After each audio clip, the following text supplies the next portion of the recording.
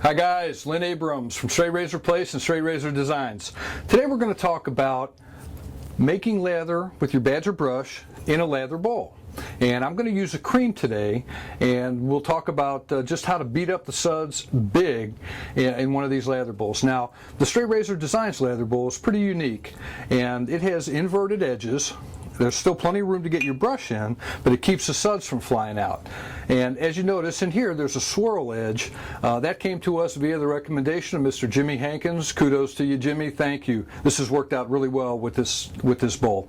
So let's get started. And remember, when we're making lather, we don't need a ton of soap and we don't need much water. And let's see how this works out. So today I'm going to use Xpec, which is an awesome shaving cream.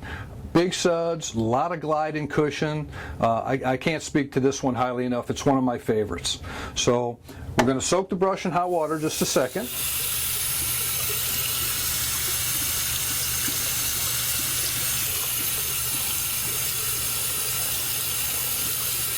And this really doesn't take all that long. For you guys that like the bowl lathering versus the face lathering, this is really the ticket, and it works well every time. All right, so we shake most of the water off of that. And I'm going to go ahead and open the soap. All right, and so I'm just going to dunk the tips in there a little bit. And as you can tell, I'm really not using much soap. There's just a little bit covering the end of that. Close back up the soap. That's really all we need. That is what you see on this brush. That's more than adequate for a shave, more than adequate. That's why these things last so long.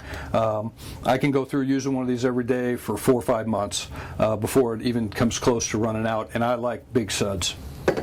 So here we go. Touch of lather, or touch of water rather, and then we go right to the bowl. And all I'm doing is just swishing it around.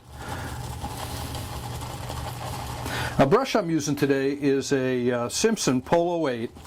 It's a Super Badger.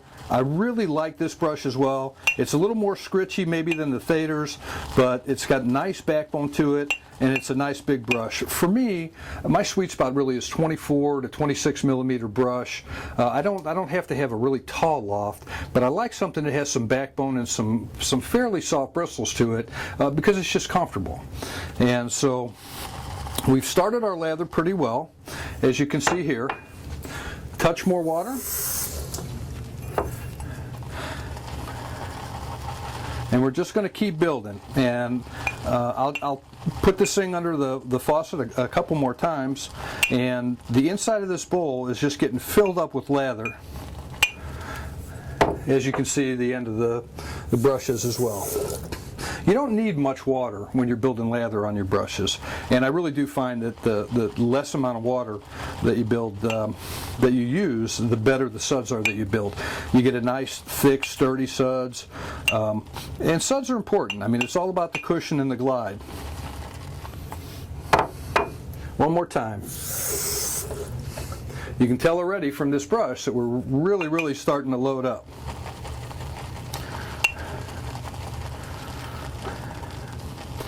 Talk about some thick, creamy suds. This is it. This bowl is covered in lather. I can scoop that out all day long. And here we go. We're ready for a shave. We're ready to flop this on. And if I want even from here, I can just put a touch more water on there, and we are good to go. It just paints right on. Okay, I can stir that up more if I want to. I can go back into the bowl and get more.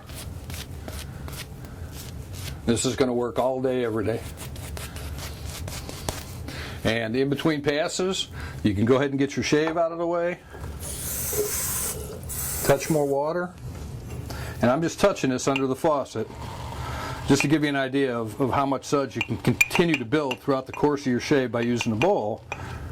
You can tell the suds is not going away. So there you have it.